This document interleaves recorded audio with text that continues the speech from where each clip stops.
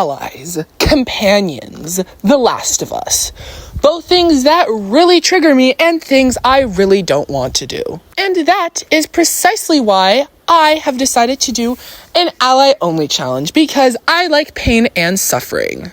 Now, what does an ally-only challenge mean?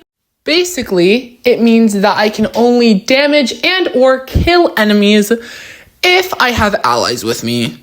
If I don't have allies with me, that means that I cannot kill and yes, also damage enemies. This means that I can only bottle or brick enemies, smoke bomb enemies, or dodge against enemies. Besides that, everything is in the clear. And in the very likely scenario that I will have to kill or not kill an enemy when I shouldn't in a cutscene or a quick time event, that will not count as a failure. Now that the rules are set in stone, let's get on with the video. Anyways, Owen was already telling me that I couldn't do my challenge at all because I sucked at playing The Last of Us. Are you kidding me? Do you know what, Owen? I'm leaving your ass. I do not need you to be with me. I spoke too soon. I was just kidding. Owen, please come back to me. Yeah, so even though I don't have to damage or kill the initial infected as Abby, I do actually have to kill this one runner that's like underneath the house.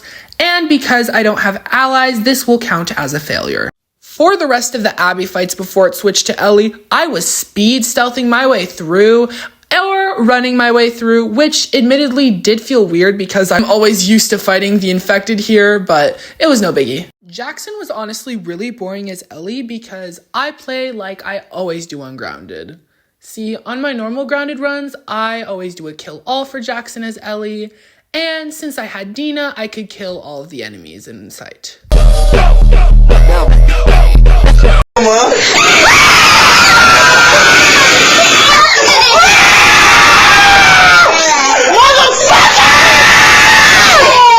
Anyways, after whatever demonic video you just witnessed, the gondola fight wasn't bad because I had Joel and Tommy as my allies, so I could kill all the infected here in the gondola fight until I couldn't because apparently they were spawning infinitely. So this will also count as a fail. Freaking Abby, oh my god, twice in a row for Jackson is actually insane. After Joel and Tommy literally saved my life, I decided it would be a perfect idea to play Roblox with them. Sorry for being rude to you. Hey, oh my goodness, you're all of my children. I'm your other mother. I want to introduce you to my new world. Hey everybody.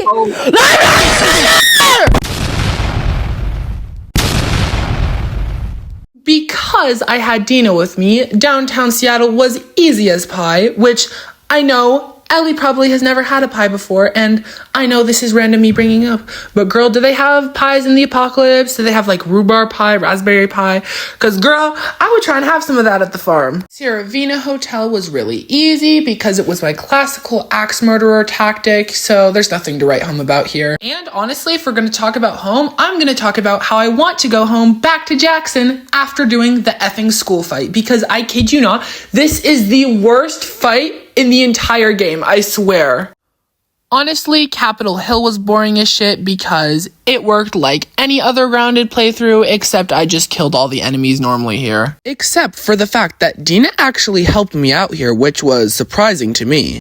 The TV station fight was easy enough, I just put down a trap mine and it killed them all. Outside is where things get real bad though. See, the thing is that the wolves spawn here infinitely, and there isn't a way for me to kill them all, even if I had infinite ammo on.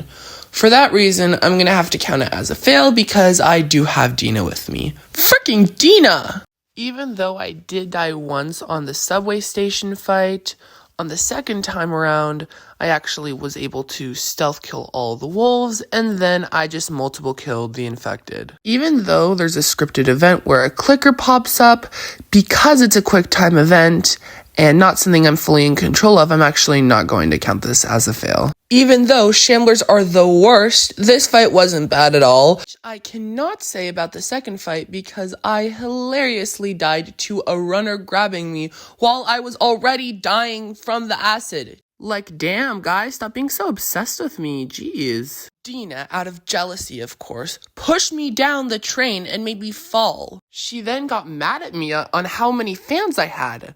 I'm sorry you can't live the popular life, Dina. I am gonna count this section as a fail because infected spawn here infinitely and I can't kill all of them. Dina said that she didn't want to hang out with me anymore.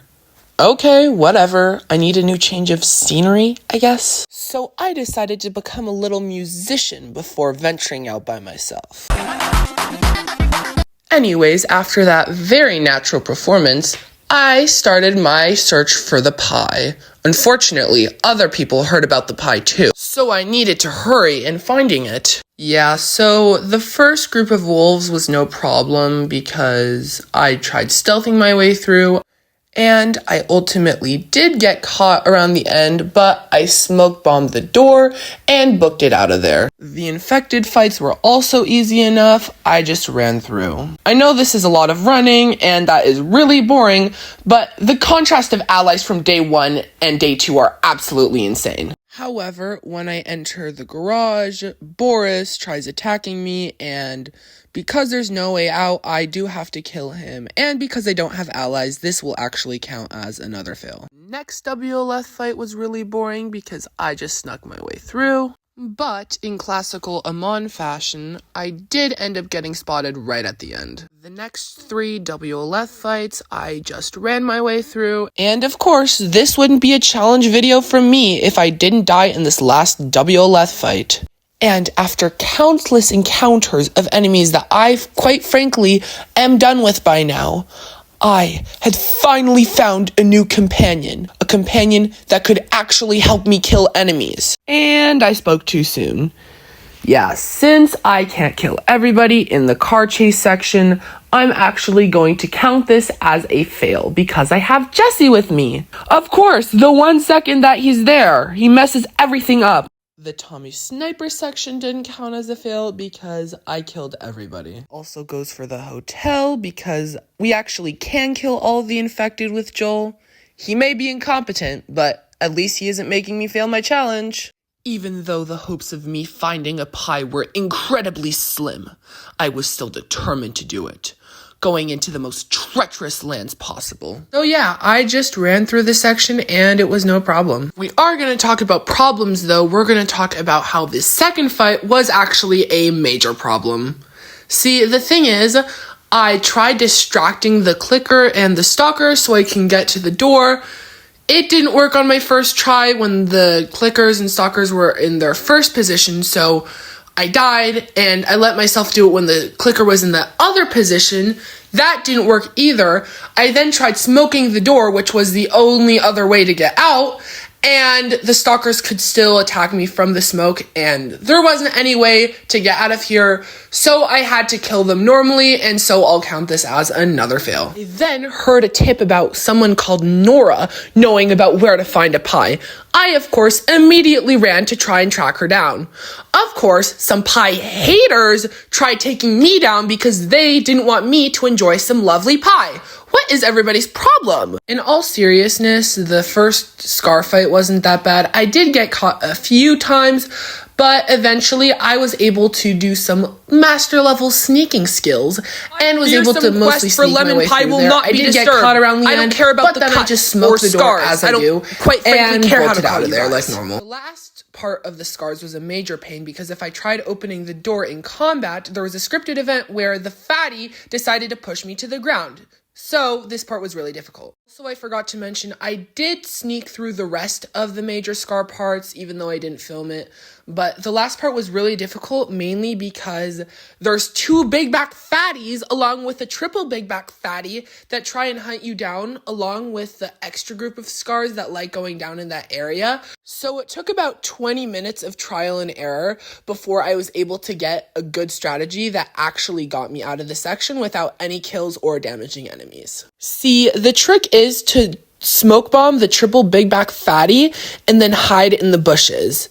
then they'll lose sight of you and you have to wait until all of their backs are turned, and then you kind of prone your way to the door and get out of there in stealth. If you're able to do that, then you don't have to kill anyone. This part was so hard though, I do not recommend anybody to do this at home. Also really cool to mention that I have never done it on Grounded where I didn't kill a single scar on Ellie's half. So yay me. The hospital was pretty easy because it's stealth all the way. I did get caught at the end like you do, but I just did a barrage of smoke bombs and then rushed out of there like I have done too many times to count by now. I finally found Nora, and so I kindly asked if she could spare me some of her lemon pie. She said that she ate all of it. That filthy, greedy rat.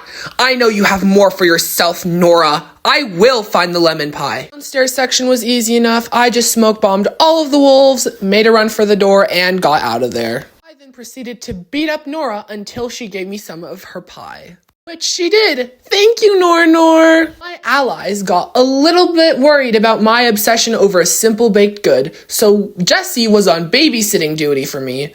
Fine, I guess I'll go with you. The first wolf fight was a piece of cake. No thanks to Jesse, though. He proved to himself that he was the worst ally in the world. Second fight was no biggie. Or actually, it was biggies because there was a bunch of biggies that I had to kill in this area that were pissing me off. Last WLF fight with Jesse also wasn't a problem. I am personally not a huge fan of this fight and I'm not very good at it, but I was able to make do with what I had and it wasn't too hard in the end. Jesse wanted to split up with me because I wanted to try more pies. Okay, I guess. The mall fight was no problem. I just used the speedrun strat to get out of here, and it was okay, I guess. I mean, there's not really much to write home about here.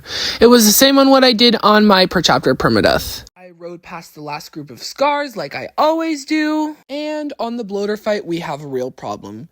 See, the thing is that since I don't have Jesse anymore, and I can't get out of this section, I'm forced to kill the bloater.